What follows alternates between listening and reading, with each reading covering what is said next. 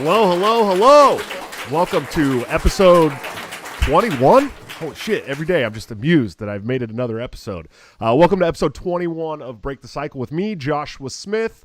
I hope everyone is having a wonderful Wednesday. I know I am. I am super stoked to actually have a day off of work. If you guys have been following me, you know I work way too much, so it's nice to have a day off and get some stuff done around the house and all that great stuff. Shout out to the Naturalist Capitalist for the awesome super chat already. Killing it, buddy. Thank you so much. Let's talk about some sponsors. Of course, we have Lorenzotti.coffee for all your delicious Italian coffee needs delivered directly to your door. Bring the taste of Italy home. Use BTC at checkout for a 10% discount. Also, TopLobster.com, my friend, my partner, amazing graphic artist. This guy does everything by hand. Definitely check him out. Use BTC at checkout for a 10% discount as well. And, of course, Anthem Planning, executive producers of the show, anthemplanning.com for your emergency and crisis planning needs. They are amazing people. They're doing great work. I had Amy Lepore on the show last week, and she's one of the smartest people I've ever met. So definitely hit them up, see what they're about, see if you can use them in your business or your personal life. So, we got an awesome guest today. I got to tell you guys, like, I've had some pretty cool people on the show, right? Like, you know, Dave Smith and Scott Horton and great people. But this guy coming on right now is like one of my favorite people in this world. I dote on him enough.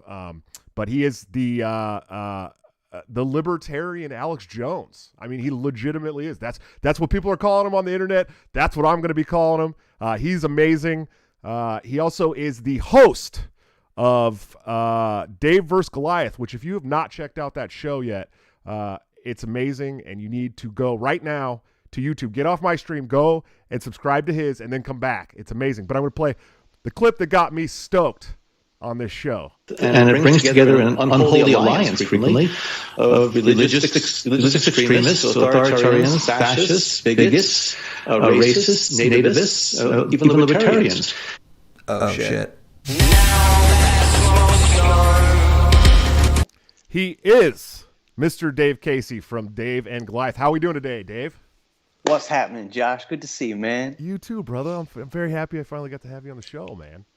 Dude, I'm very happy that we finally, after I feel like it's been years that I've known you, I've seen you do so much, yet I feel like this is the first real conversation. It is, man. We talked a lot on Facebook and then of course Twitter now because and we've worked on projects and memes and videos and yeah, man. I just feel like it's good to catch up with you, man. Thank you so much for that nice introduction. Yeah, of course, man. And I'll tell you, dude. I you know, anybody who's following us already knows that I ran for chair twice for the Libertarian Party, and there were some people who made some cool memes during my chair run, but no one came close to Dave Casey's memes. Nobody. Thank you, man. I had to tell a little story here. My mom. There's a really great. My mom's probably in the chat, so I love you, Mom. I love you very much, but you need to listen. I love that she's always around you, dude. That was one of the things that sold me on you, was that your mom was always around applauding for you. So yeah, tell me the story. I'm a giant mama's boy. But anyways, so you know, my mom's a little different than she was when I was growing up. I can't remember if it's Chris Rock or not, but there's a Chris Rock joke. We'll just go with it's Chris Rock. And he says, you know, my kids, they love their grandmother. They love their grandmother.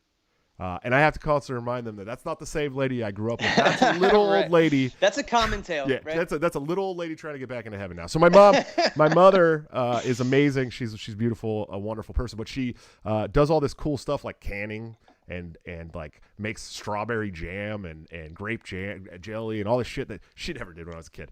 But I'm so happy that she's found what she loves in life and is able to do it. But so when I was running for chair the first time, my mom made this huge batch of this Mount Hood strawberry jam, and Mount Hood strawberries. I remember that. Yeah, Mount Hood strawberries are amazing. They're really, really delicious strawberries. They only grow in Oregon. They're a little bit smaller, a lot sweeter, and they make a really good jam. And you're the one who made the jam meme, right? The Spaceballs. So he meme. took the Spaceballs. It was like a 4-panel meme, and he put Nick Sarwark on helmet, right? And I think so. Yeah, and it was just one of the greatest memes. Yeah, who I've else ever. could play that? Yeah, of course, it's Nick as helmet. Oh yeah, it had to be. And then it was like me and Alex Merced in the like flying RV. And there's only one man I know who would use the Mount Hood strawberry jam. It was great. It was the best meme. hands down the best meme of all time. But anyways, man, what's going on with you? How's the show going? Dude, it's good, man. Just had episode 6. I didn't come into it with quite as much, I don't think, demand and expectation that you did. So, a lot of stock built up in you, dude. So, good on you for that, man. You're crushing it. But I'll tell you what, I'm having a good time. And it's just essential, dude, to like talk these days with your boys and with the people in your community, keep the lines of communication open. And that was kind of my motivation in the beginning when all this COVID stuff hit. It took me like 8 months to get it going because I'm a perpetual procrastinator, but I feel pretty good about it, man. I got one of my best friends in the world, Dan. He's been co-hosting with me, and he's just awesome to fire back and forth with, man. And that's, for me, that's really like the seed is just like having conversation and talking about trying to, make light sometimes of some of these awful things that are happening like before our eyes. And I don't know. Yeah, I'm enjoying it. I think it's great. I think your co-host has been really good too. And thanks, man. You kind of have this like persona on there, man. That's just like, it's so fucking cool. Like I want to be you, man. You know what I mean? Right. You stay you. I'm telling you. Well, look, dude, it took me 4 years to put this show together. You got yours done in 8 months, man. I'm just telling you, you're doing it right. Dude, you know what I mean? You are doing it right. I was telling you as we were getting started that the room is looking sweet. It looks inviting and warm. And I think you and I kind of come from the same school of like, I don't know about you, man, but when I grew up, like Letterman was the shit. Conan O'Brien was the shit. And even Saturday Night Live, for the young bucks watching, was the shit at one point. And so, yeah, I don't know, man, like the mic on the table and like the inviting atmosphere, like that kind of harkens back to something that I really enjoy, which, it sucks now that all these people are, your Jimmy Fallons and your Jimmy Kimmels, and they're just all the fucking Jimmys. Oh, Jimmys and Seths, and you're even, who's the HBO guy who's been Bill Maher. Bill Maher, dude. I mean, I used to love that guy. I used to think that was like as real as it got. Yeah. Bill Maher, and so you kind of got to kill your idols in a way. Yeah. At some point, you got to be those guys. It's amazing because Bill Maher had a show called Politically Incorrect. Right. You know what I mean? And for us, that's like, we're like, yeah, dude, that's dope. That's what we are. Yeah. But Bill Maher is no longer politically incorrect, man. No. Once in a while, he'll come out with a gem, but I think it's usually because he's trying to be relevant. But, dude, that's something that, like, I've noticed. I don't know if you had to have. Since COVID, man, that was one of the other inspirations to, like, start a podcast is because these people – their like underbelly was exposed, man. You're like Trevor Noah's and these guys like without a laugh track, without the $1,000 suits and, all the people and the makeup artists and script writer, all the shit, dude, it's just like some guy in his house doing Zoom, you know what I mean? Right. And it wasn't like kind of stripped away some of that, Hollywood magic, man. And that's beautiful because fuck those guys. Yeah. Really, fully agree. I mean, yeah, it's crazy when talk shows used to be good, man. When we were a kid, and it's okay to date ourselves. I mean, back in the day, I was watching Johnny Carson when I was a kid. You know what I mean? And that golden age of talk shows are just fucking over. And so it's nice to have people like you and I and Dave Smith and Tom Woods and these great people that are doing good shows still, are still trying to put out truth, are still trying to not berate people who want to live their lives the way they want to live their lives. So it's pretty cool, man. But as mentioned in the beginning of the show. You are. I've seen more than one person. Okay, so this is you. So it's a conspiracy then. Yeah, it's a conspiracy. Calling you the libertarian Alex Jones, and I agree somewhat. Definitely. People. That's cool. I'll carry that. Yeah, hell that yeah, torch. hell yeah. Absolutely. People call me the conspiracy theorist quite frequently. Yeah. But I'm not as loud and boisterous about it as you are. You just don't give a shit. What's your favorite conspiracy to talk about? Man, like you mean because it's entertaining, or like the one that's most important, or like the one I know most about? Well, what's the most important one? How about that? Dude, in my lifetime or our lifetime, 9/11. Oh yeah, I agree. Like, without a doubt, man. Without a doubt. And this stuff that's going on right now, the COVID stuff, is probably worse. But that was the thing that was the thing I've been yelling about since pretty much like 2003. Like my approach is different now. Like I thought we could, save everybody. And that if you just gave people the right information, that would be enough. Sure. Right. And that definitely is not the case. And, that was me, young 20-something. I'm 40 years old. So that was, again, like all these things happened at once. Like COVID happened. I turned 40 during lockdown.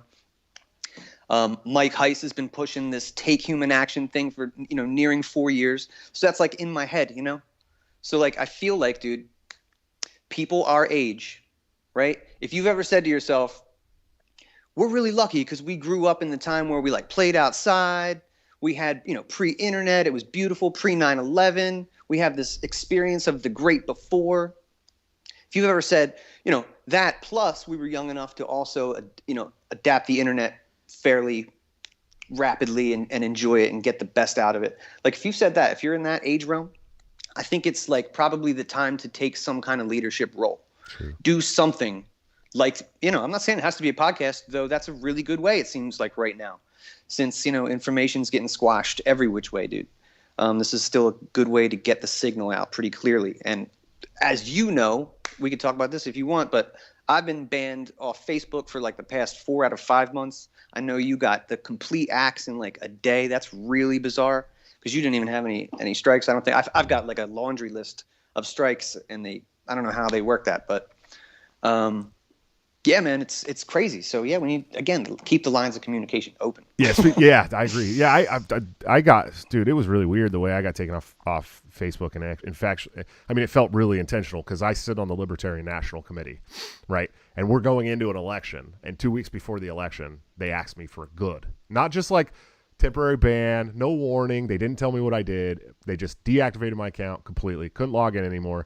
Asked for my ID. I showed them my ID. They didn't do anything. Said if I didn't get my account back within 30 days, it would be permanently gone. And they never gave me the opportunity to download my shit. Nothing. And I didn't do anything. Like I didn't do anything that could have. I scoured the terms of service. I'm like, I didn't do any of this shit. I didn't threaten violence. I didn't put out any hate speech. You know what I mean? It was like. It was just like, this is bizarre. I had the last. Dude, I said a girl looked like Jen Psaki once, and I got hit with hate speech. Jesus, dude. Like if you say somebody looked like somebody, so that's bullying. You can, I don't know, but again, like I got a list, dude. If you don't have any strikes, yeah, that's really crazy, and the timing is definitely. Yeah, I think I had gotten one. I think I had gotten one, like, or maybe two. Like temporary, like 2-hour suspensions or something because it was back when I was doing Think Liberty, and I had messaged like tried to invite like all of my friends to the page or something, and they like gave me some kind of like weird little 2-hour, you can't invite anybody anymore, but it was like never anything for the terms of service. You know what I mean? Yeah. I've had multiple 30-day bans, multiple 7-day, 14-day, 10-day bans, all kinds of stuff. Jeez. And they're going to let me back in like 8 days. And they're still going to let you back. Yeah, I'm coming back. Yeah, baby, I'm coming back. And they won't let me back. They won't let you back. No. But they did have that one time, a few weeks back, man. They took Heiss out and a bunch of other people, and then they Thanos snapped them right back into existence a couple days later. It was bizarre. Yeah, dude. Well, and mine's so bad that like I started another account a couple weeks later after they took me off from a different email address, same IP address, and within 6 hours that account was gone. Then I started another new one from a completely different phone, different IP address, different email address, and within 6 hours that one was gone. So I mean, it's not like they're they're actively looking for me in Facebook land to take me out. You know what I mean? Yes, absolutely. And based on their customer service, you'd think that it was not a for-profit company. Yeah, exactly. Well, and all these communists that support Facebook and their tyrannistic bullshit, you'd think they'd be a not-for-profit company too. But guess what, commies? They are big time. By the way, Murder Beam, thanks for the super chat. He says, shout-outs to the rest of the DE Mecock crew. What an amazing group of people, Dave included. Tell him I'm sorry I've been late to work twice now. That's right. You owe me some dishes time. He's working on the farm. You got a farm or something, right? Dude, yeah, I started a business a couple years ago, and we were lucky enough to host Jo Jorgensen actually last year. She came out, parked her big old bus on my farm, and did she walk around and actively make sure there were no racists on your farm before she? Actually, there was some kind of survey going around about that. Perhaps a contract of some sort. I don't know. Was it like it was like a petition that a everyone pledge. had to sign? It was a pledge. Oh, sure, That's sure. right. Yeah, absolutely, dude. That's oh man, horrible. No, somebody asked if I got permabanned today. I'm not sure. I'll find out in like 3 more hours. So today, Twitter. I logged into Twitter. Yesterday, I said, I there was a politician talking about these passports, and I said, it's, he's like, per FBI, if you use these passports fraudulently, you can be fined and this and that and this and that. And I said, per me, let's bring back tar and feathering for tyrants who forget who they work for, right? So basically, just let's make politicians birds again, and they didn't like that. And so they actually sent me my own tweet and said, you're being, you got a 12-hour or whatever. You can still read. You can still, direct message people. And I did direct message you. I direct messaged Top Lobster. And then all of a sudden it wouldn't let me send messages anymore. And I'm going, what the hell? And then all of a sudden it wouldn't let me log in anymore at all. But my account's still up. People can still see my account. It's still showing all my followers and shit. So there's like 3 hours left on this 12-hour, and then we'll find out if I get it back or not. I don't know, but I'm on the edge of my seat. Yeah, but in the meantime, I started a new one. I saw you, dude. You're already cruising. Yeah, I started a new one. Great. It's already got like 500 followers. Thank you, guys. Thank you to the 140 people that retweeted my tweet there. Dude, I am amazed by the pages that do real, like Liberty memes, dude. How many times have they taken those guys down? Oh, so many. Neocon Remover. I don't know how many times that he started a page, but like people just keep coming back, man. I love it. Yeah.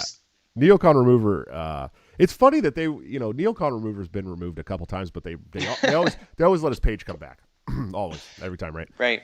And so if they permanently delete me, but they keep letting Neocon Remover come back, we know that there is 100% a conspiracy against Joshua Smith in the social media, like big tech world. Strange things are afoot. You got the right guy, buddy. Yeah, absolutely. Yeah. Hopefully, that's for sure. I am terrified of the day when they come after my YouTube at this point, because you guys, I put a lot of fucking work into this YouTube. Okay, a lot, dude. I'm pretty sure, if I had to guess, Nick Sarwark called his boys at Stratford. They put it in the newsletter. Let them know that this is fucking, you're hitting that threshold where they gotta do some espionage, get up in there. I'm sure. Oh, well, I'm sure, man. I'm sure Nick. We could talk about that, man. I think there was a time. Ain't scared, bro. That guy is. I don't know. Well, something's. there was a time, man, right, where like when that first came out, that WikiLeaks first came out, right, about Nick Sarwark. If you guys aren't familiar, WikiLeaks released a list of people who were like high-level operatives in contact with Stratford, which is a contractor, and they said these people are all high-level operatives, and Nick Sarwark had 2 addresses on there and his name, and I think his phone number was on there too. And so people started calling him out on it because WikiLeaks put this out, then the Free Thought Project ran with the article about it. And WikiLeaks is not wrong. I mean, they're just not typically wrong. I mean, ever wrong. They do a lot of research on the things they put out. And Nick's response was, my brother-in-law. My brother-in-law. Okay, here's what happened. My brother-in-law got me a 1-year subscription to the Stratford newsletter or magazine. That is the gift that keeps on giving, Clark. Yeah. And I'm going, first of all, who in their right mind would buy the chair of the Libertarian Party a year subscription to Stratford magazine? Right. But brother-in-law is a big gag. Yeah. I mean, was he trying to was it a funny joke or what? Do you have this on camera? Because if I pull a joke like this on somebody, I'm gonna videotape this. You know what I mean? Right. But so at first, this was before I had really worked on the board with the guy. And I'm going, no, that's bullshit, and I'm a conspiracy guy too. Let's be honest. But I'm not buying into it. I'm like, I'm not buying this shit. It's bullshit, Then I worked on the board with Nick for 2 years. And by the end of that 2 years, I couldn't come up with a logical reason why he wasn't working for an FBI or an alphabet agency of any kind. And then I started thinking, I'm like, this guy got really involved with the Libertarian Party initially in Maryland.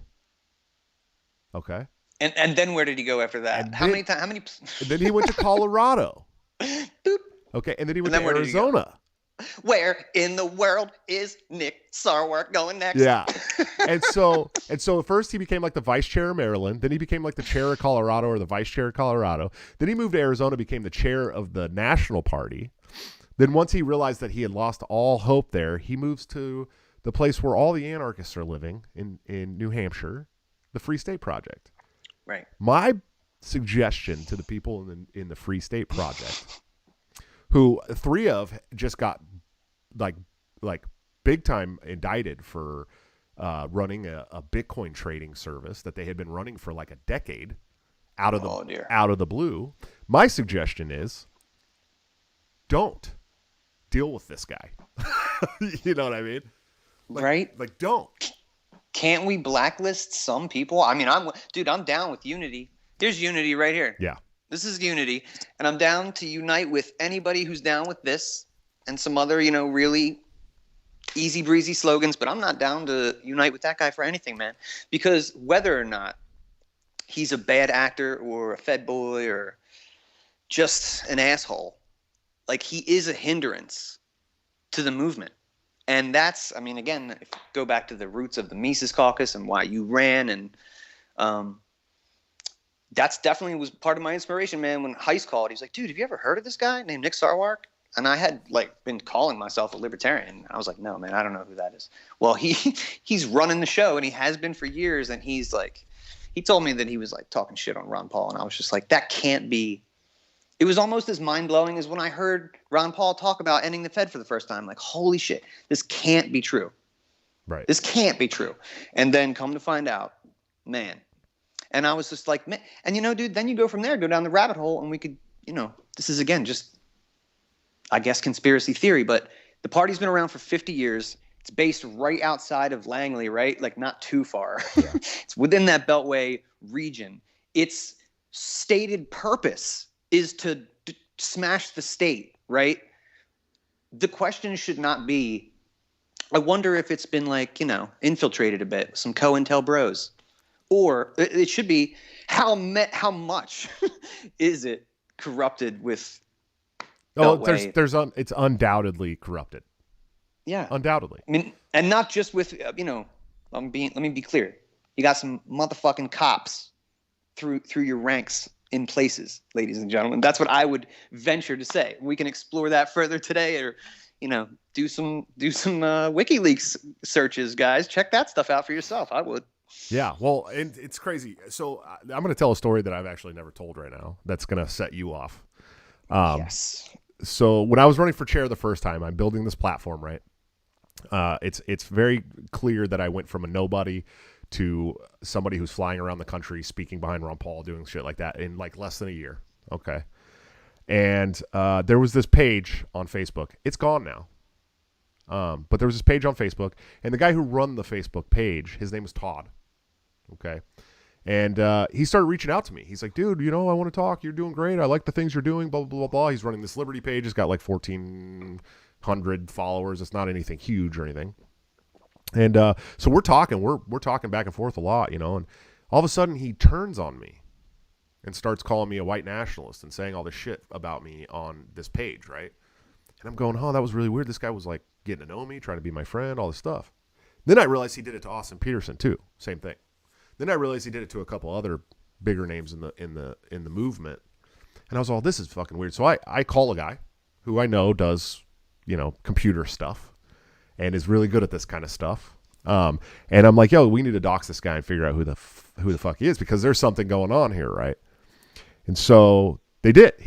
And he brings me all this information. He got him through a business that he used to own. He got him, all the way back to the guy was a police officer who joined the military and was in some kind of information something or other in the military. Gathering. Yep, sure. And so I messaged this back to him. I was like, hey, I got all this info, bud. What the fuck are you doing, I'm not stupid. And then all of a sudden, his account's gone. And the page is gone. And I'm going, wow, dude. Wow. I think I just exposed like a federal agent who was literally trying to get close to me. It was bizarre. Yeah. At first I was like terrified, I'm like, whoa, holy shit, dude. Like I'm a fucking nobody. I had like, 3,000 followers or something. I'm going, this is crazy. You know what I mean? But this shit happened. Like, no joke. I'm not lying. I'm not making this up at all. I'm not going to name the person who went out and found all that stuff for me. But Nope, don't need to. He's somebody a lot of us know, and he's a good dude. Like, I trust him, you know.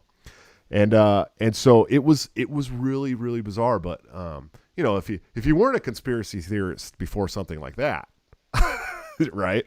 But I also used to talk to people in the party, like older guys who've been around for a long time, D. Frank Robinson, and some of these guys that have been around since the beginning of the party, and they'll tell you straight up, they're like, for every 100 people you meet in the party, just assume that one of those people is an infiltrator of some sort. Oh yeah, 1 out of 100 for sure. I'd put. Damn right. That's a conservative bet. So and now we have the Mises Caucus, right? And the Mises Caucus is God bless the Mises Caucus. Well, and yeah, I agree. And you're doing great work there in Delaware, and you got great people. I'm surprised to see how much the Delaware Mecox have grown. Oh, I've put together a special team. Yes, they're fucking awesome, dude. Yeah, Amy is. She's leading everybody, and she's the one to do it. She is organized, very professional, smart, brilliant. Yeah, very smart. Griff's really smart too. I like them. They're what a power couple. That's how you do it. Power couple it up, you know. And they're dedicated and great couple. And Ryan Bunting, who was just in the chat, man, he's great too. His girl's involved.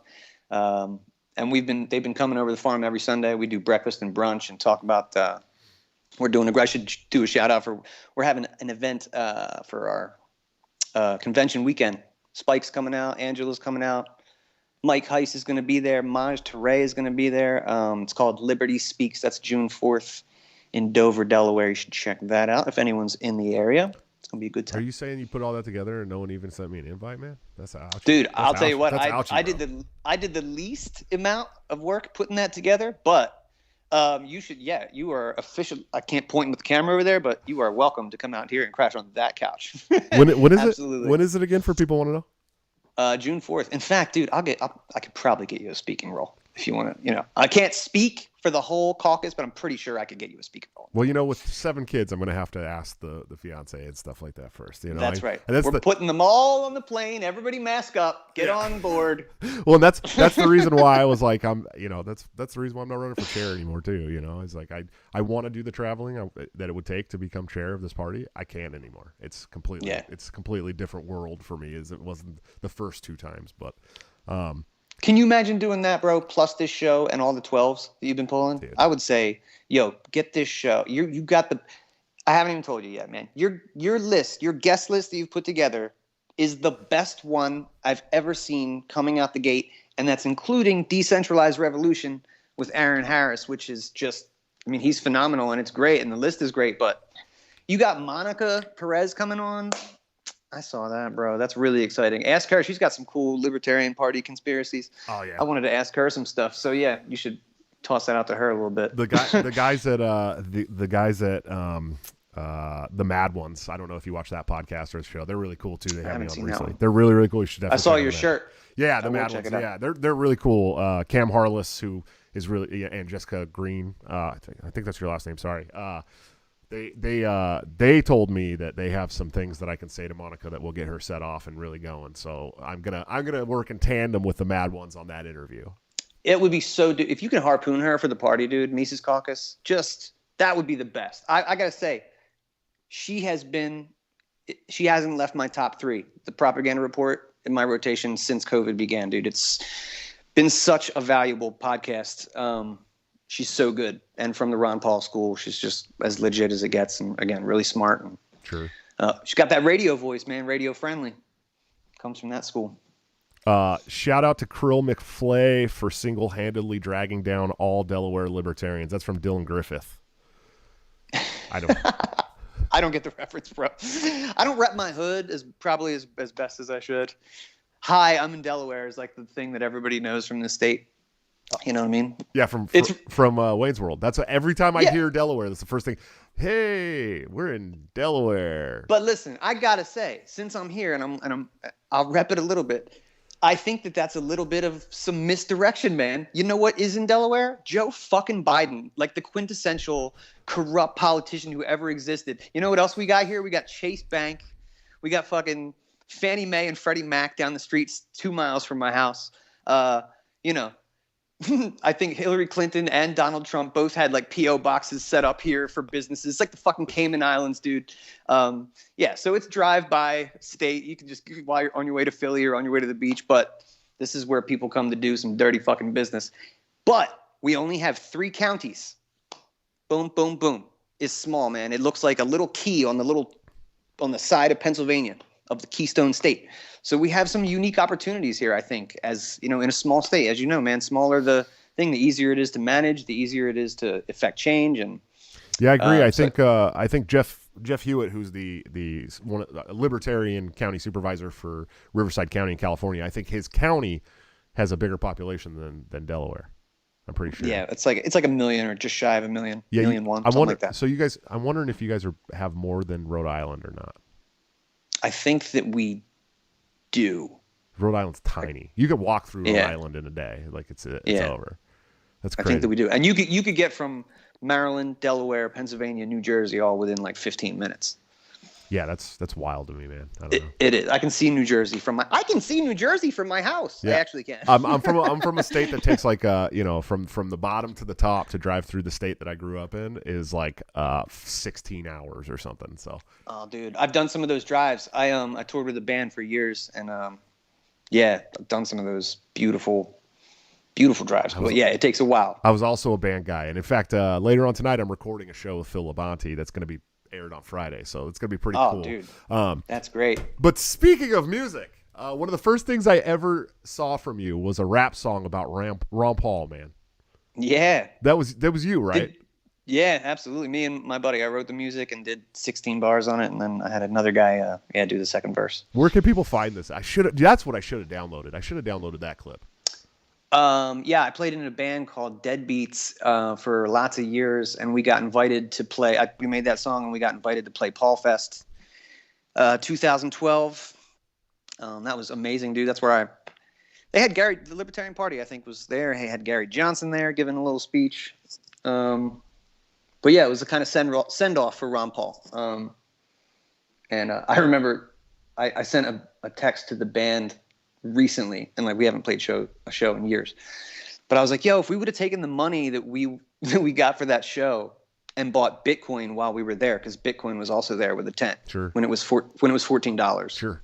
For Bitcoin. It's like this was months ago. It was like we'd have $3.3 million. Just wanted to tell you guys, because I was the only guy in the band who was like kind of sold on Ron Paul and the Liberty Movement at the time. And the rest of the guys were like hip to it, but it was just like they wanted to just play music, you know. But yeah, that one song got us that. Yeah, if you come here, we'll pay you and hang out for a couple of days, put you up at a hotel, and yeah, dude, that was awesome. I loved that time. Yeah, that's pretty cool, man. That's pretty cool. Yeah, dude, I had a buddy who tried to get me into Bitcoin. Fuck, I want to say it was like 2010 or 2011 or something. And yeah, I don't even think it was over $2 or something at the time.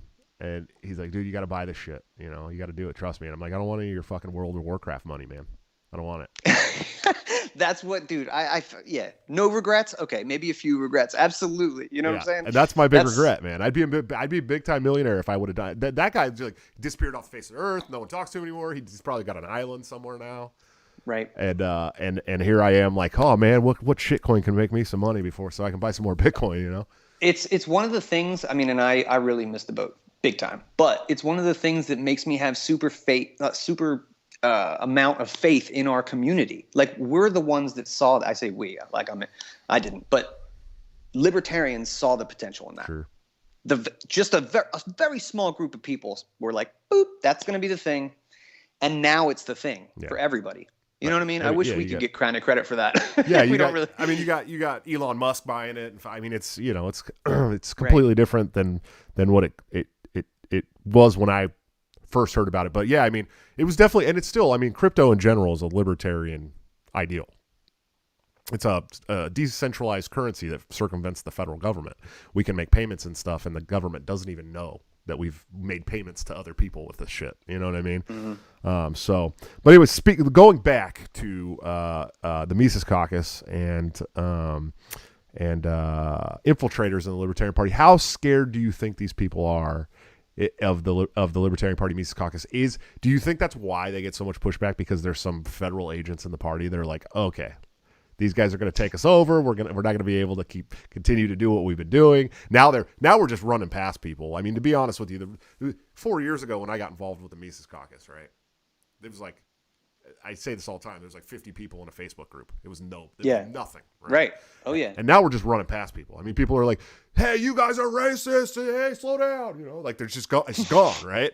Like, like nobody cares. Everybody's like, "Fuck you." Like you're a nerd. Goodbye. We got shit to do, right? Yeah. How scared do you think these people are, man? Like, how scared do I think the feds are, or the nerds? Both of them. I think the nerds are really scared. I think the feds are gearing up. Because, I mean, they would never come out on MSNBC, and Joy Reid would never go, "There's something called the Mises Caucus that's taking in thousands of dollars for," they would never say anything by name. They would never. But, yeah, if they're going to go out on MSNBC and go, even libertarians. Like, he even had to say it with that inflection because I think for maybe as much of a bad rep as we can get, or like, the PR isn't that great for libertarianism right now.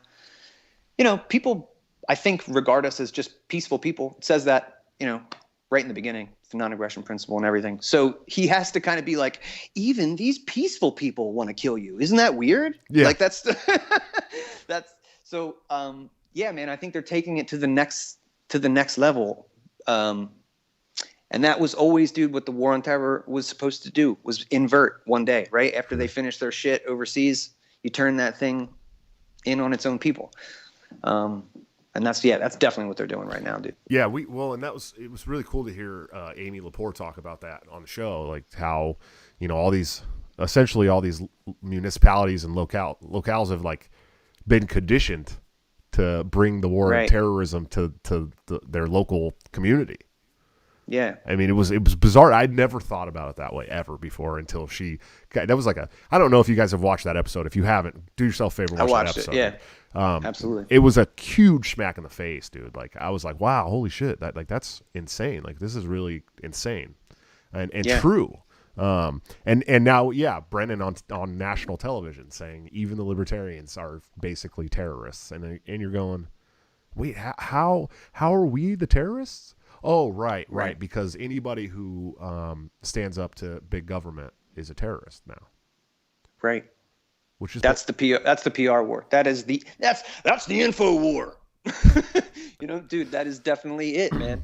Absolutely. And in a state of emergency, right? When you're dealing with these snakes in the den of vipers, they're all lawyers. That's the legalese is the language that they speak. That and doublespeak. But yeah, absolutely. When in the state of emergency, that's when they can get away with all the stuff. Trump declares emergency.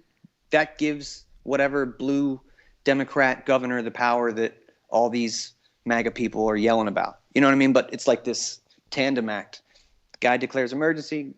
I think we've been in a state of emergency since 9/11 that like allowed a certain amount of things, right? Oh, sure. Yeah. And then a new declaration for this, a new declaration for that, which allows all these people to just supersede the entire Bill of Rights, the Constitution, everything else. Yeah. Well, and I have made it no secret on my show that I don't believe in the Constitution.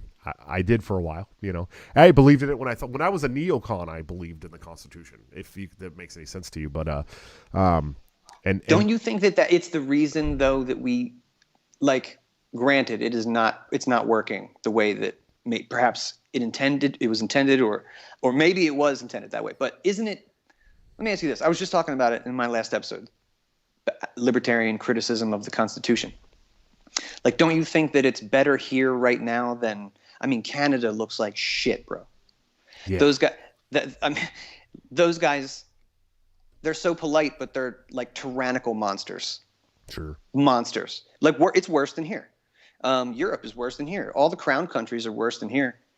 So I don't know. Like if all these people know is legalese, and all they're trying to do is kill it with 1,000 pinpricks, right? But if it at the end of the day it says shall not be infringed, is it just like they can't figure out the legal argument, and it's like, is it somewhat of a buffer, or is it just, I don't know. Yeah, I don't know. Like I said, I take a very Lysander Spooner approach when it comes to the Constitution. It's either authorize the government we have now, or it's done nothing to stop it. So in either way, and like I said last night, if we could get back to the Bill of Rights, I'm not gonna bitch. Right. I'm not gonna bitch about that. That's an easy sell, I think. Better, it's easier. I'd love to get there. And if that document somehow helps us get there and helps regulate this government, because those are not, the Constitution was not made to be laws for the people, right? Right. It was made to be laws for the government, restrain the state, right? Yeah, and exactly. somehow they've found ways to use it against us. It's doublespeak, man. They're all lawyers. Well, and what I always like to talk about Nick Sarwark, because he's a lawyer and he's so good at this. What's the term I'm looking for? God, I'm going to sound stupid right now. Plausible deniability. And right. all these people in government, they're the same fucking way, dude, right? They're like, they say something, they're like, well, that's not entirely what I said. And it's like, Jesus, dude, like Nick Sarwark going around saying, oh, well, yeah, I did say to vote for, Cheney or Hitler, but I didn't say it the way you think I said it, right? I said it meaning like, if they were to become libertarian. No, dude, you said if Hitler was the libertarian nominee, that yes, you have a duty to vote for him. You would be obligated, right? Yeah. Jesus, man. We got some more super chats. Top Lobster, thanks a lot. Daniel 3 Biblical Anarchy, cool name. This has quickly become one of my favorite podcasts. Thank you for all your hard work, Josh. The haters are gonna hate. Let me now take this and go buy Monero. I do like Monero. I've talked about it on the show. It's great. It's very anonymous. Murder Beam says they're terrified of our success. DEMC has been kicking pure ass for months, and we have no signs of stopping. The cathedral is paying attention. And thank you also to Naturals Capitalists again. Reed Coverdale. Go follow that man. He does a good show. I know he's trying to get Dave on the show too. He's a good dude. I like him, man. I do too. I like that Dave Smith got to him before these bastards in the party got to him. Yes. And and I think there was a time where he was kind of like going that way. I really do, That's what I'm saying. Dave made a good move coming in and just, gripping them up. Hey guys, let me explain myself before you go and, get cozy with these douchebags. Yeah. Well, it definitely like David Fite too. I noticed he's come around on some of us pretty quickly too, and I think at first he probably wasn't a huge fan, but I think these guys are doing great things. And we talk about, let's talk about this unity thing for a minute, right? Because we know that last year I was kind of preaching the unity thing still when I was still running for chair a little bit. I was like, oh, we got to come together. I got to go on the Fakertarians podcast, which was fucking stupid of me, by the way. I know that now. And Dave told, everyone in the Mises Caucus was like, that was fucking stupid. Why would you do that? I was like, I thought I did a good job, I know, dude. I understand the inclination if you're running and but they're just absolute shitbags. Well, it was like communists, bro. Like no matter how much you try to like unify with these people and find common ground, they're still going to line you up against the wall. And that's what happened. They hate you. Yeah. 100%. They still kept talking shit about me. Their group is fucking 90% about me. I mean, that's sad, dude. I'm like a dad with 7 kids, and like I don't do shit. I haven't been out to a bar in a year, man. You know what I mean? Yeah, give me a break, you motherfucker. Someone let me do something, bro. Jesus. No, but it's true. Yeah. I went on there trying to make some inroads, and it ended up slapping me in the face. And so when I was preaching this unity thing, Dave was like, don't do that, And now it's like Dave's like unity. And I'm like, I don't give a shit anymore. I'm like, fuck all these people, like all of them. Like seriously, I don't care about. I've picked up that vibe from you. I've watched a couple episodes and I've picked up that vibe. But I can appreciate that too because I was in attack mode too, bro. I pretty much anytime that there's a campaign going on that Nick Sarwark was in it, I was cranking out memes and vicious ones and I'm just good at that. So like I go for the jugular when people are dicks to me or dicks to my people, or that's just my way. So maybe I needed to take that back when we're not, in campaign mode. That's fine. Yeah, I just don't care anymore. Like I hit a wall. You know what I mean? Yeah. Yeah, you got a lot of stuff going on, man. Yeah, big family, big show. It's not even that. It's the 4 years of fucking abuse I took from these people. I know. Yeah, it's awful. And they're awful people. That's what I'm saying. Bad actors, dude. There's no unity with those people. So I've said today, I think it might have even been on one of David Feit's threads. Maybe it was. But I said, unity. I'm a Meekhawk. I'm Dave. I'm a Meekhawk. Unity with everybody who's cool with Ron Paul, who respects Ron Paul. If that's my gauge. Sure. If you just anybody, dude, Prag, Radical, anybody but a libsock, like Mike Heiss said, get out of my party and then I'll work with you. Yeah, and there, you know, and honestly, I met a couple of libsocks that are like, "Yo, dude, I just want a voluntary commune with my homies, and I think libertarian's the best way to get there." I'm like, "Cool, fucking A, dude, I like you. You're good." You know what I mean? But it's the ones that are like, "I'm a libertarian socialist, but I'm really a tanky that's acting like a libertarian socialist." Like, fuck you guys. You know what I mean? Like, if you listen, if you think that we need a forced UBI and forced fucking Medicare for all and all this shit, I got news for you, bud. You're not a fucking libertarian. You're just not. No. You're not. No. You're a libertine looking for something cool that you can perhaps maybe like co-opt and, you know, steer and use for your own. Well, I think they're looking for ballot access. I think it was what, you know. You got it, yeah. I think they're DSA rejects that are like, well, the Democrats are never going to let Bernie win. And so let's go take over the Libertarian Party real quick while it's small enough that we can still have ballot access in 49 states. And then we'll just run a Libertarian Socialist candidate just like Bernie, and he'll do it. You know what I mean? And it's like, and us Libertarians are like, hey, buddy, let me tell you something about how hard it is to win elections in this party. Sit down. Let me tell you. You know? Try it out. Yeah, it's not easy. And then you want to throw socialists in there, it's going to make it even harder for you, bud, because, you know, right now we can at least get some of the like conservative leading people to vote for our candidates. You're not going to get any of them.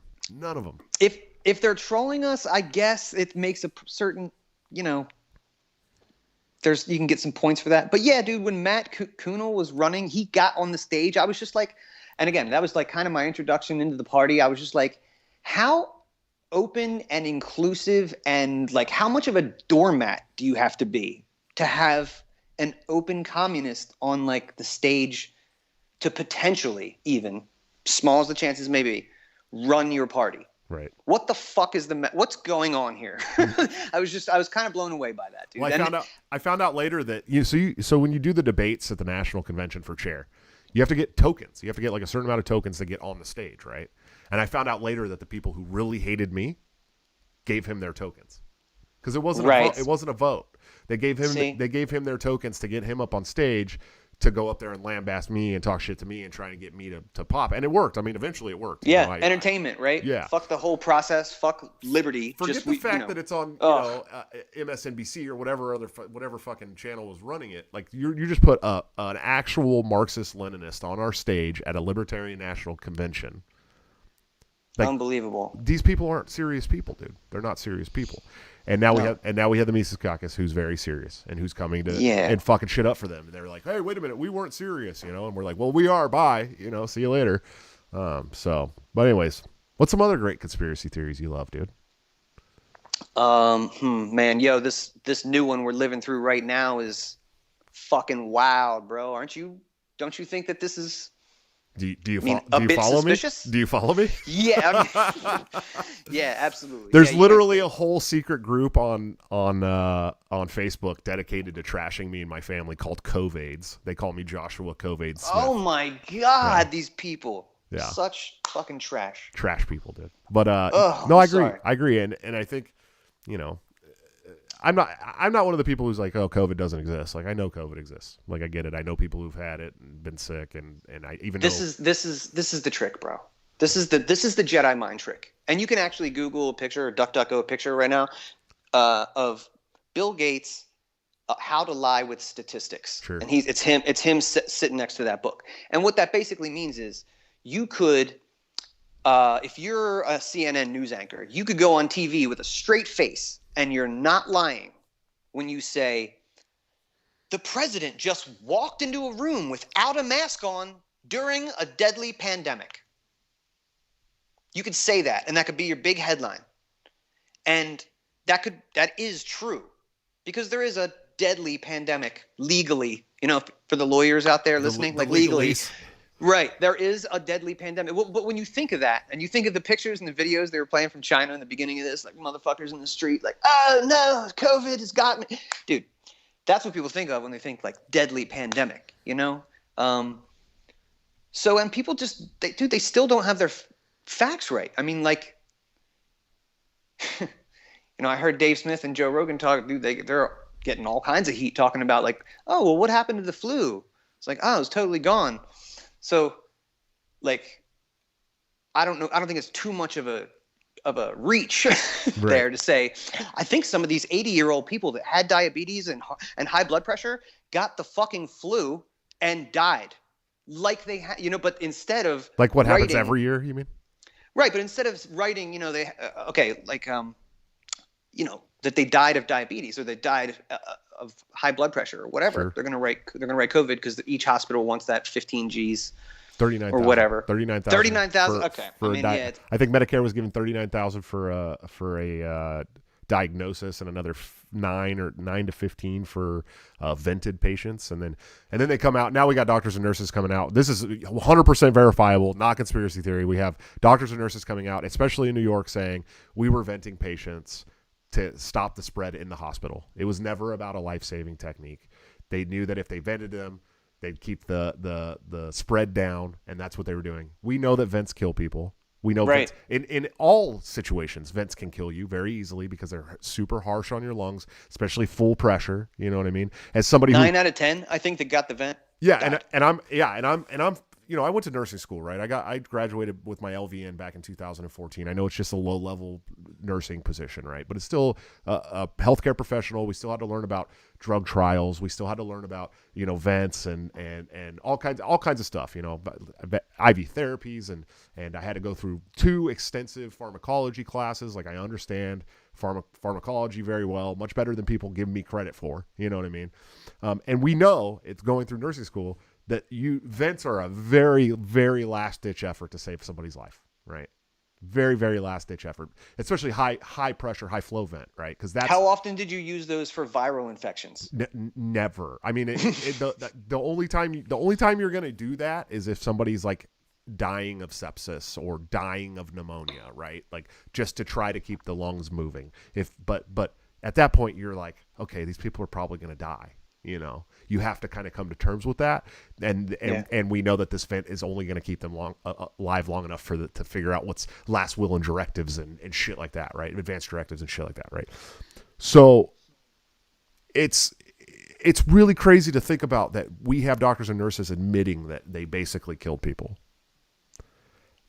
to keep the spread down in the hospital, to protect people in the hospital, and crazy, nobody's talking about it.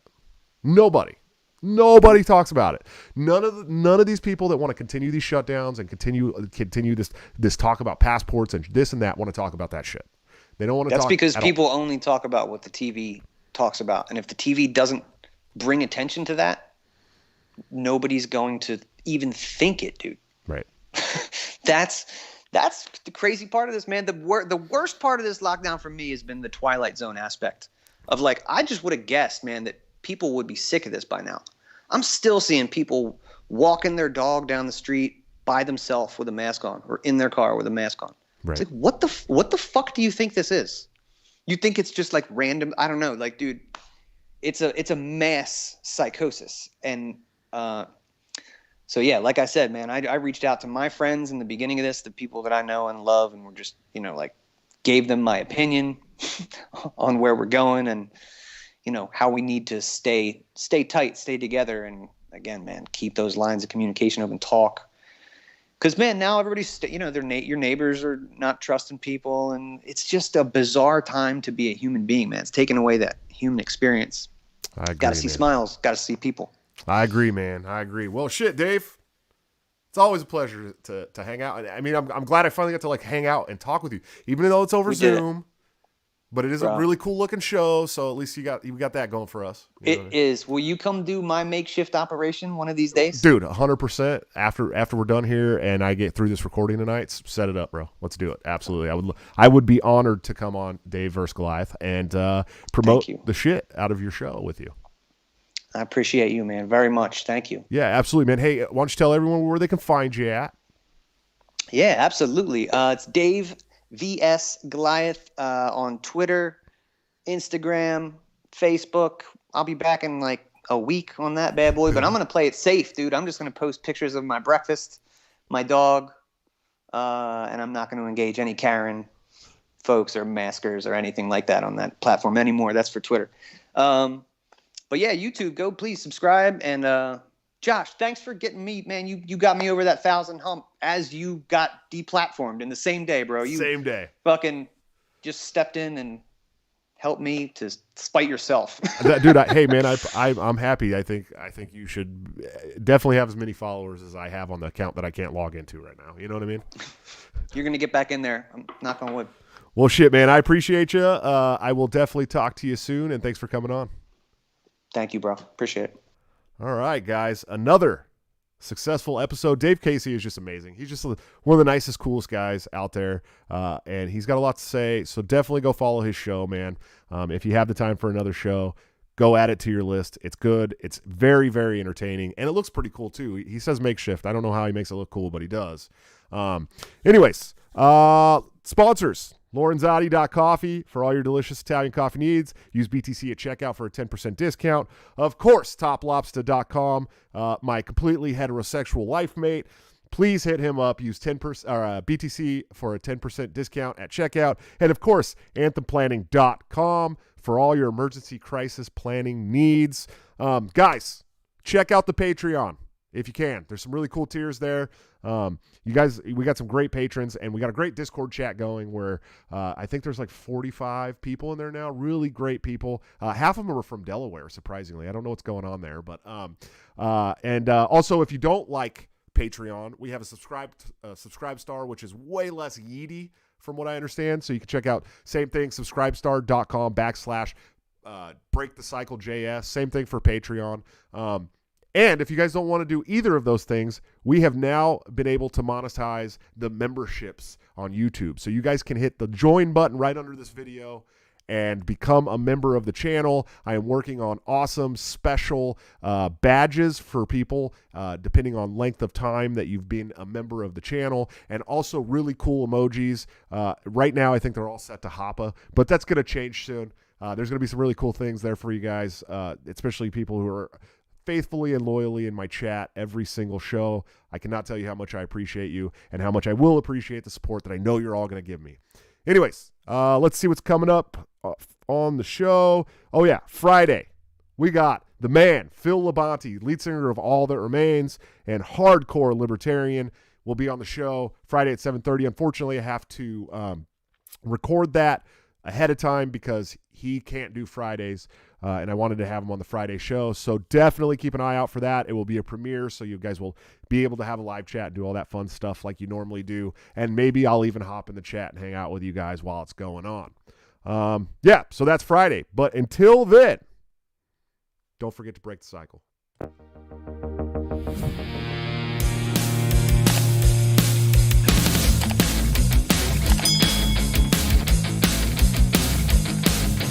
Due to legal reasons, I just have to explain. The lyrics of my last song may seem to contain a violent call to action in the verse and refrain, but I just meant it in Minecraft. The helicopter part was in reference to GTA 5 and the things you do. So any violence you commit, I am not an excuse, because I just meant it in Minecraft. Well, Chipper is my friend and he's constantly cold. Accusations of incitement getting totally old. Make your own choices, yeah, you have control, because I just meant it in Minecraft. Obviously I would never advocate force, unless there's due process and a trial, of course. And if you're convicted, we will make you a corpse in Minecraft, just in Minecraft. Nothing I